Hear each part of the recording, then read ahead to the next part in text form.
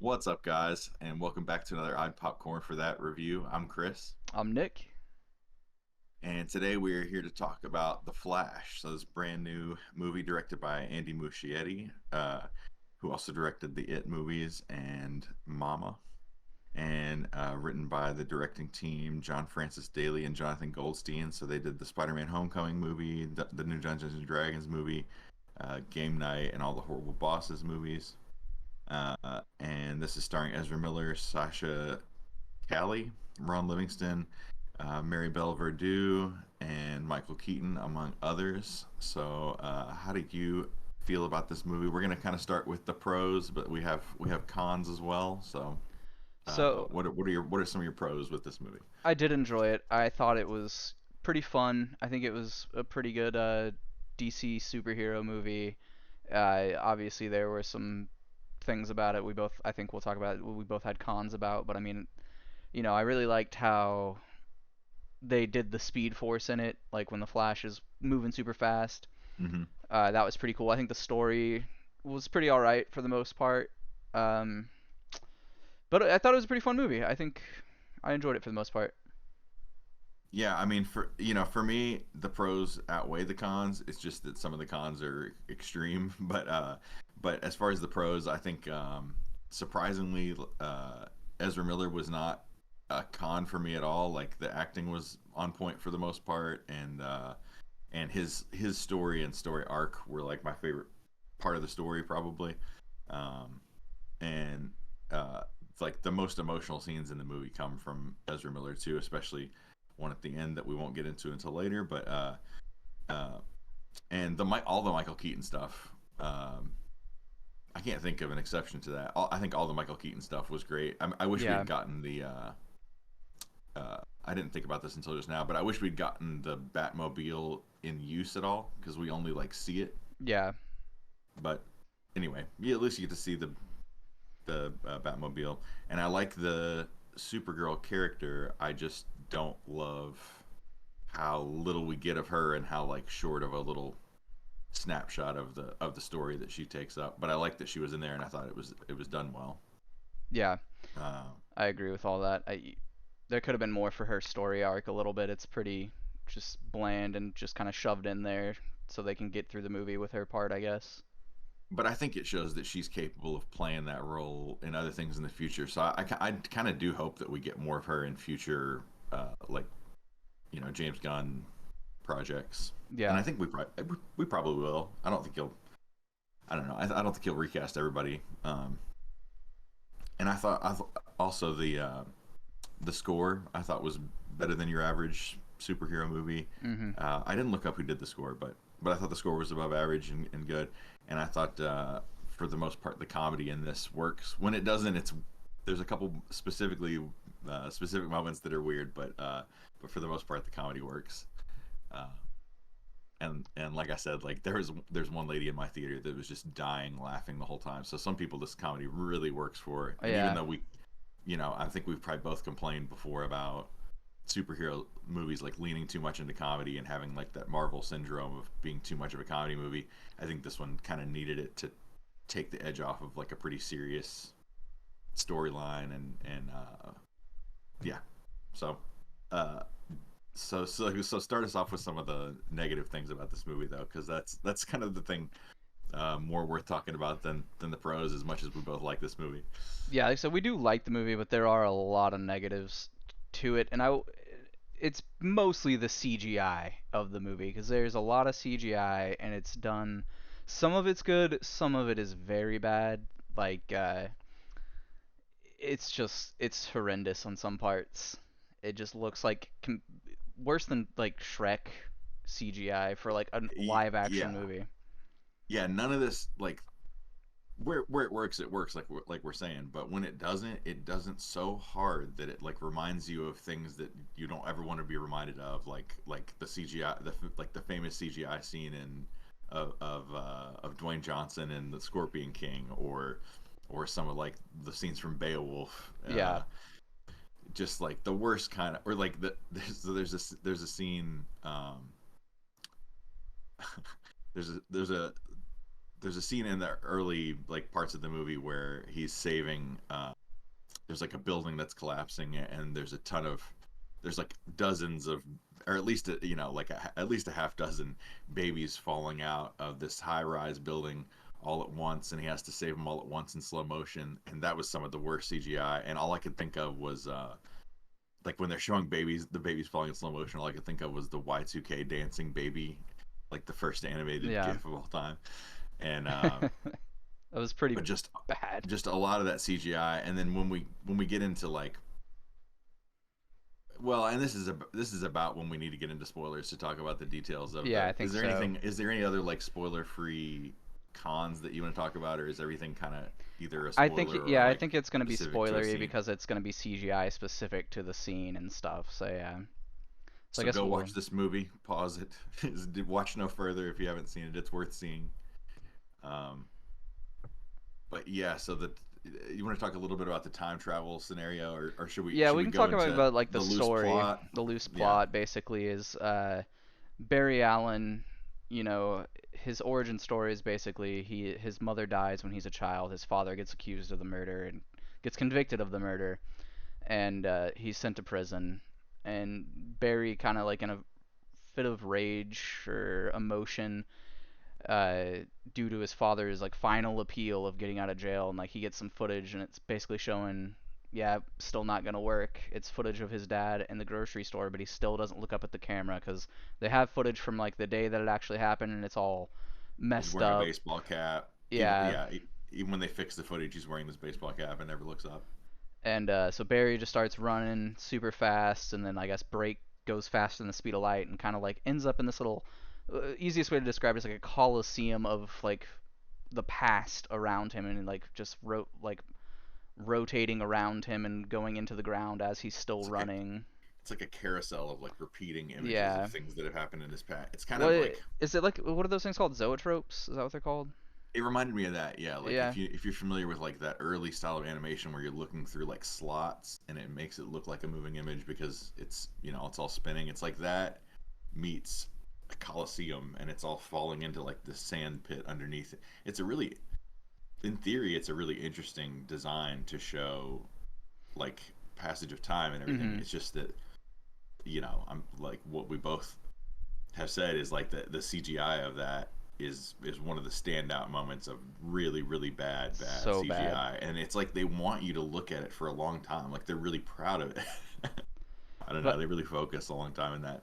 and that was a really bad CGI part. But that's kind of how the story's what the plot is, and him deciding he's gonna go back in time and save his mother.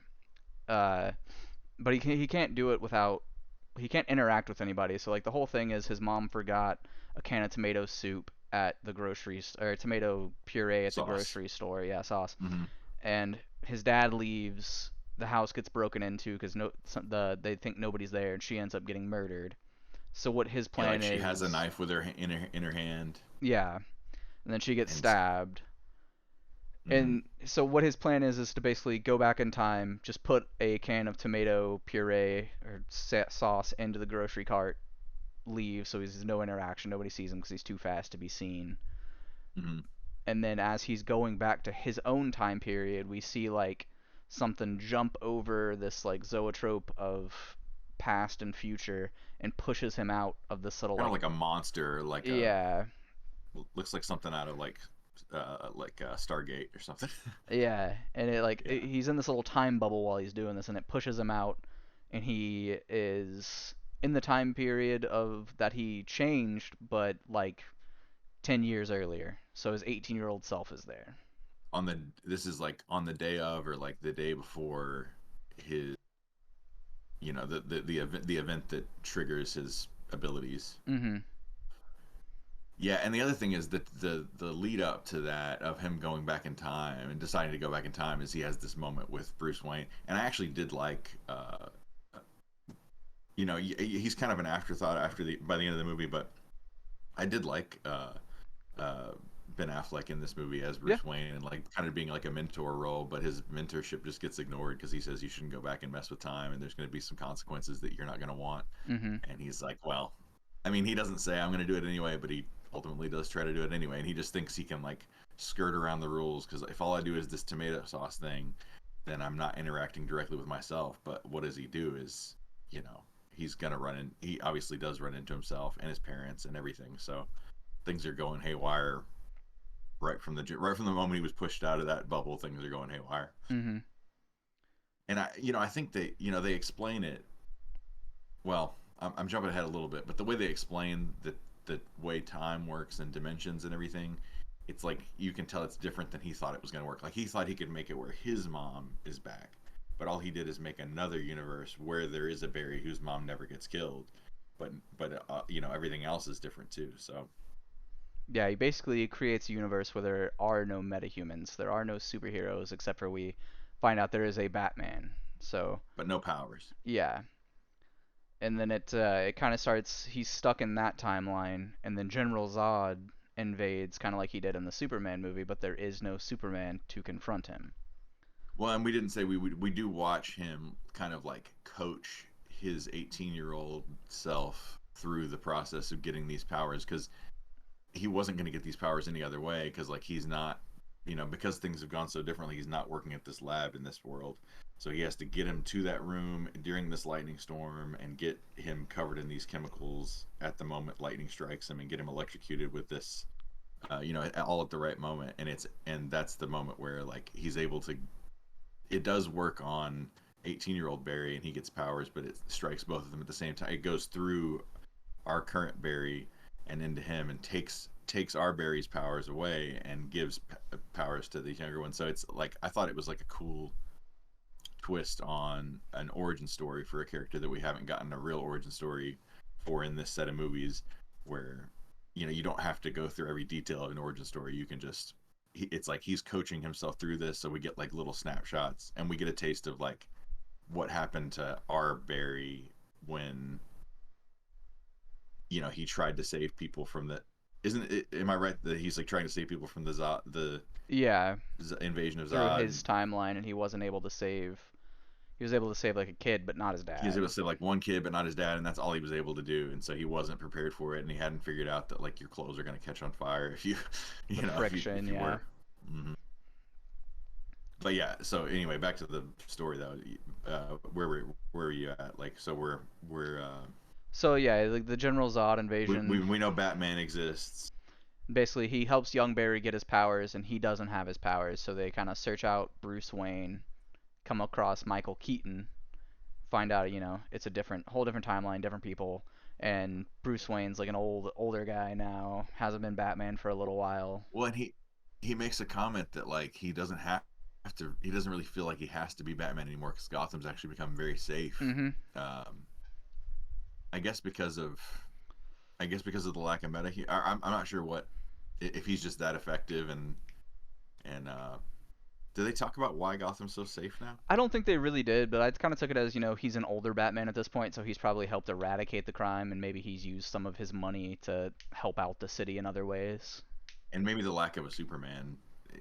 Maybe Superman like brings problems with him, kind of in a way. Could There's no yeah, Superman. could have been. But we do find out one thing about the Superman Go, story in go all of ahead. this.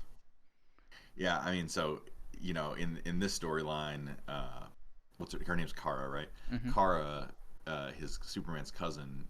Uh, they're both sent down together, but we find out uh, that Kal-El was captured by Zod and killed, and so the only surviving, uh, you know, former Kryptonian is Kal-El, and so Kara. and or Kara, yeah, was the only surviving, and so she has all the powers, but she's pretty like reluctant to really feel the need to help some humans. And like when this situation arises and it's like, oh, this, we're gonna need your help. She doesn't come back and help until I guess she realizes like maybe this is a situation where humans can help her.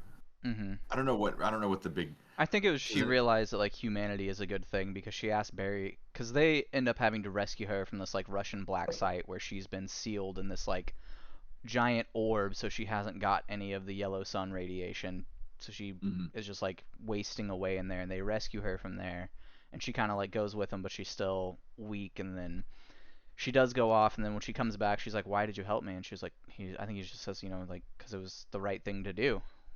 Hmm. And then she kind of And has a realization, like maybe I should just help people.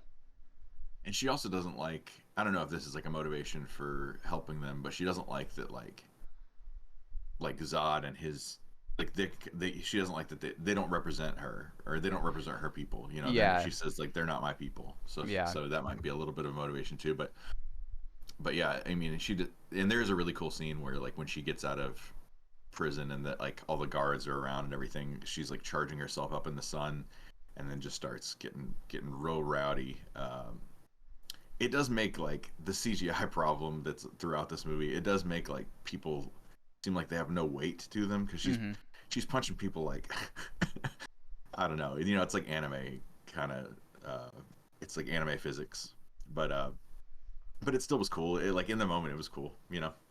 Uh, Yeah, I thought it was a pretty cool scene. Like most of the action scenes are pretty cool, except for that beginning scene we talked about looked really bad. the baby scene, yeah, and all the like the concrete falling into the ground and making a sinkhole in that first scene, but and also the see anything to do with the time traveling stuff and that carousel Coliseum situation, all of that CGI looks really bad, um, but yeah, I mean, so ultimately, Batman and the ultimate fight like showdown is between the two Barrys fighting everyone.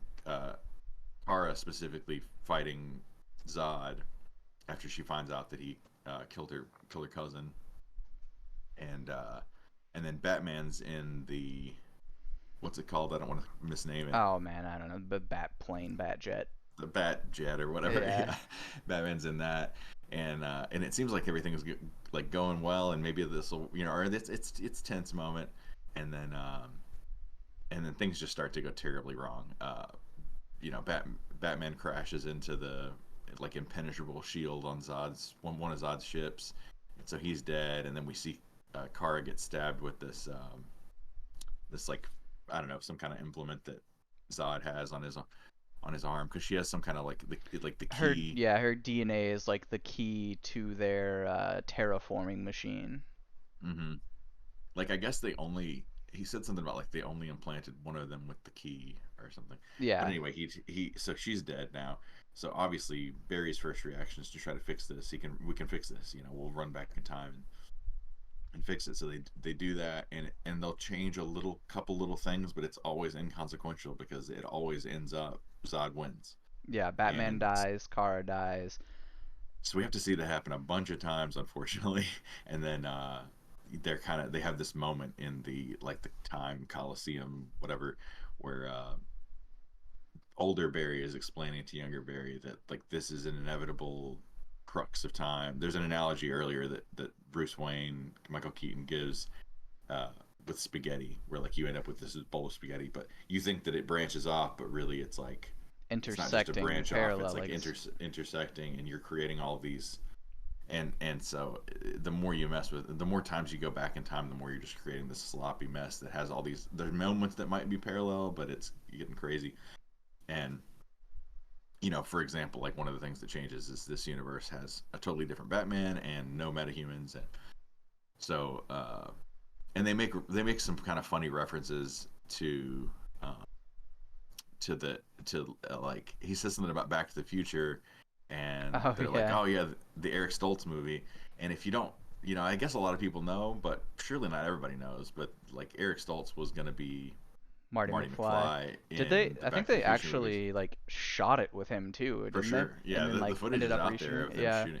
Not many scenes, yeah, but they shot it with him, and then something about the director decided to it wasn't feeling right, and they went with Michael J. Fox. I don't know the full story, yeah. but it's funny. So in this universe, they did go with Eric Stoltz, and so they make a bunch of references to that. Maybe like a little bit too much of a reference, but it's fun enough if you get it. And then it's like, no, that's my. It says somebody said, Barry says, no, it's Michael J. Fox that's in Back to the Future, and they're like, no, you're talking about the guy from Footloose. And then Kevin he's like, Bacon. what are you talking about, Kevin Bacon? And like, oh, Kevin Bacon, the guy from that like gay airplane movie. So they're Top talking Gun. about Yeah. Top Gun. So yeah, everything's all mixed up. in all these worlds, obviously, and I thought that was some, That's the pretty humor good lands a humor. lot, but because there's such a like, so it culminates with the two Barrys having this heart to heart, like, Barry, the younger Barry has found out, even though older Barry didn't want her to know, that his mom is dies in his world, and he's trying to like keep him from knowing that, but he overheard it or something like that. And so they're both at this point they're both realizing that they're fighting for their mom, or maybe their whole universe. It looks like Zod wins this universe, so maybe the whole, end of the world. And Yeah, and eventually it's like older Barry realizes this and quits leaving like it's the like time sphere thing, and younger there's no Barry just hope here, keeps trying. He's rewinding, coming back, and he keeps coming back, and each time he comes back, he's like more and more damaged from like whenever they're fighting, he's like phasing through when Zod and all these other Kryptonians are hitting him with these metal things, and it's like sticking out of his body in some parts, like out all over his body.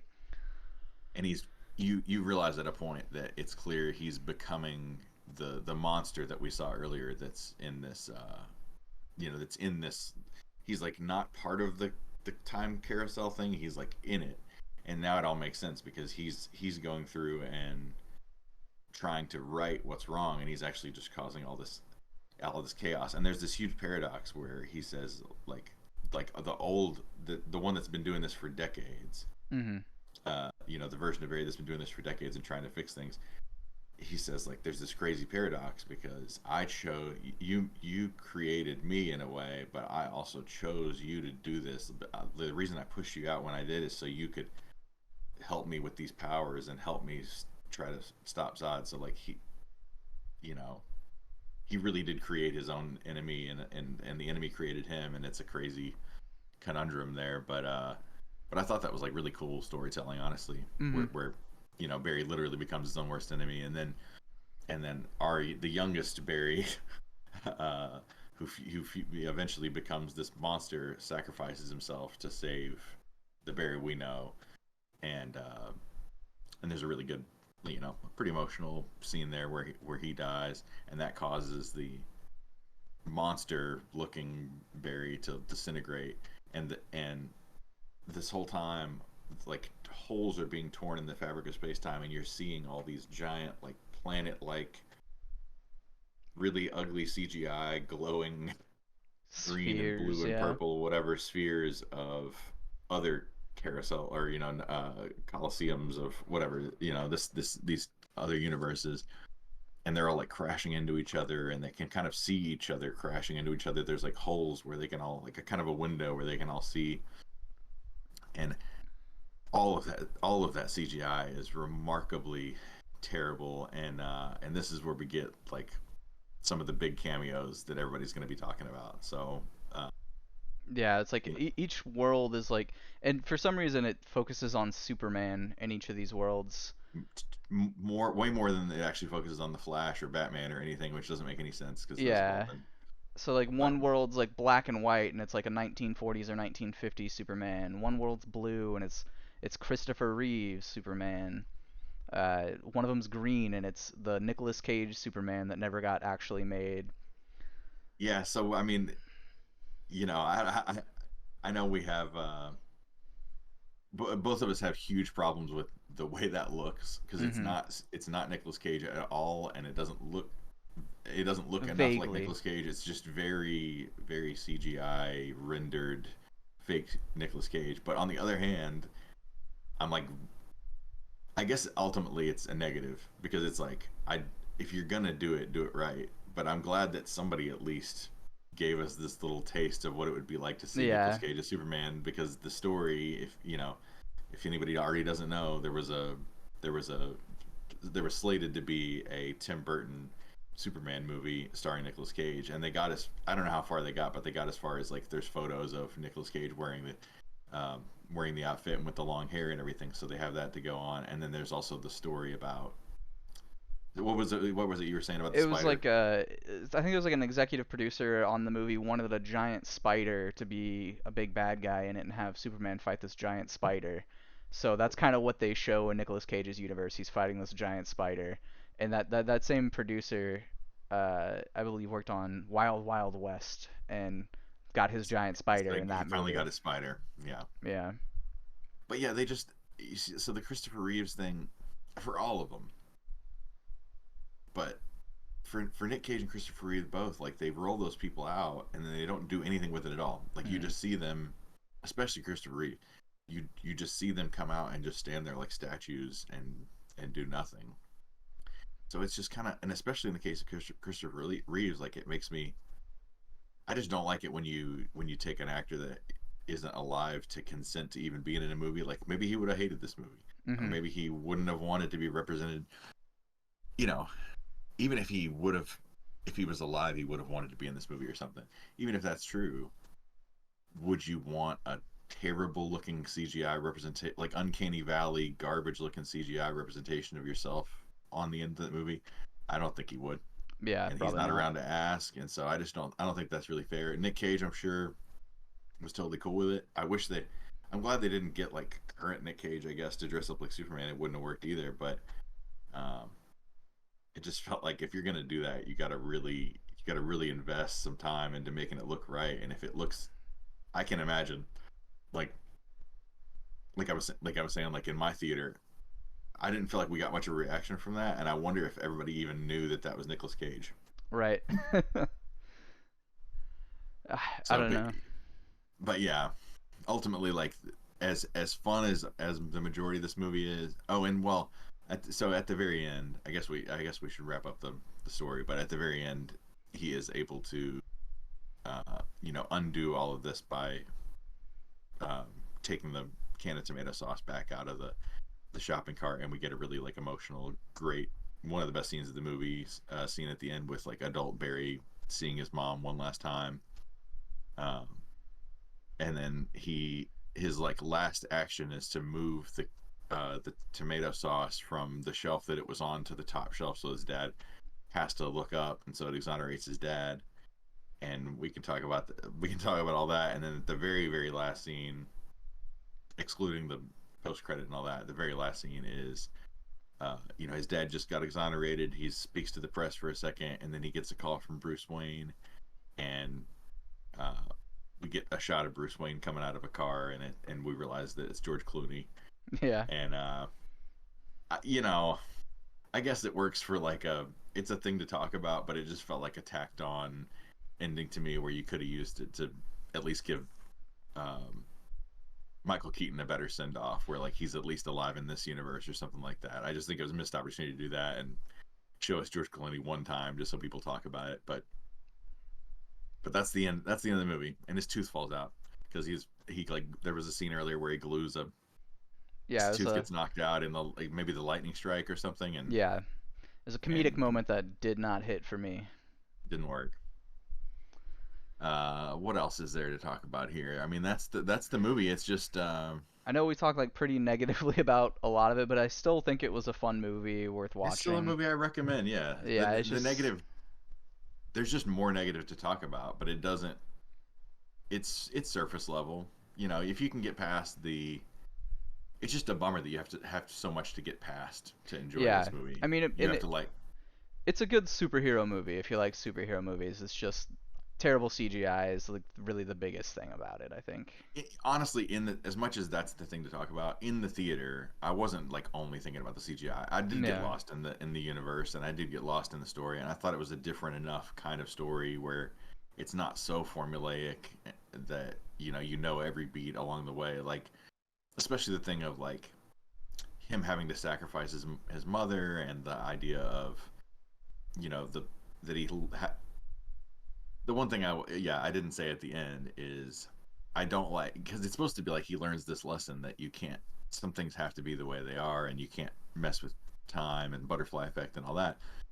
But he doesn't really ultimately No, he still completely learn changes it. that, Yeah. because he still changes where the tomato sauce was, and he doesn't know what the implications of this, like the only thing we see is that George Clooney is Batman, but Mhm. what are the other implications of this universe that he's created where his dad is exonerated from prison, and And maybe that's maybe that was how something that was integral to his story. yeah, and maybe that's how they're setting up this new DC universe that they're doing is like him doing that changes the casting of whatever movies they're going to be coming out with. I You don't know, know. that's the other thing. I haven't said it yet, but like they said that this was the key to the change that's about to happen in the universe. Yeah. But it doesn't do a whole lot to set up a big change. Except, I mean, because we're certainly not going to get George Clooney's not going to be the Batman of the new Yeah, universe, and I really and doubt I it. don't. And in the after credit scene, which we didn't talk about, like Arthur Curry is still Jason Momoa. And the after credit scene served zero purpose. It didn't set anything up. It was just Barry and Aquaman's super drunk. Are they going to make it like, well, Aquaman's the same in every. Aquaman can only be Jason Momoa. He's the same in every universe. Yeah.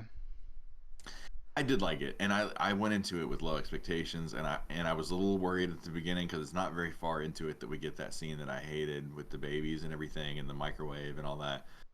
Uh, that happens early on, and I was like, oh, maybe I am it, because the beginning got me because the way they, like you said, the way they portray the way the speed, the running The Speed Force looks, and everything, the yeah. Speed Force looks is cool, but then that baby scene was, I was like, oh, I might be in for a long run. And also uh the 5 second long Wonder Woman cameo Right, yeah. where she comes in and like saves Batman. I was like, no, man. And she just, they literally are like, hey, Wonder Woman, and she's like, hey, what's up, guys? I'm just saving the day again. See you guys later. Bye. It was very like, not, they just didn't mean anything at all. Yeah. That kind of bummed me out, and the movie got so much better from there, honestly. So for the most part, it's a good one. Recommend it. Just got to look past a bunch of garbage CGI from 2009 video game cutscenes. Yeah. But yeah, so what would you give this I think I'd movie give it out of 10? I did enjoy it. I had fun watching it. I think the action was really good. The CGI was terrible, so I think I'll have to probably give it a 6. I liked it a little more, and I count a little less off for the bad things, even though I want to give a whole lot more off for the Christopher Reeve thing and for that terrible like crashing planet scene thing at the end. But the story was good enough, the acting is good enough that I'll give it a 7 out of 10. Recommend it. So the next movie we're reviewing is going to be The Handmaiden. And if you guys liked this video, uh, well, first of all, if you've seen this movie, tell us how you felt about it in the movie below. If you hated it, tell us why. If you liked it, tell us why. If you haven't seen it, just give us maybe like your favorite DC movies that you have seen, and like this video and share it with your friends, and subscribe if you haven't already. And we will see you guys in the next one. Thanks for watching. We'll see ya.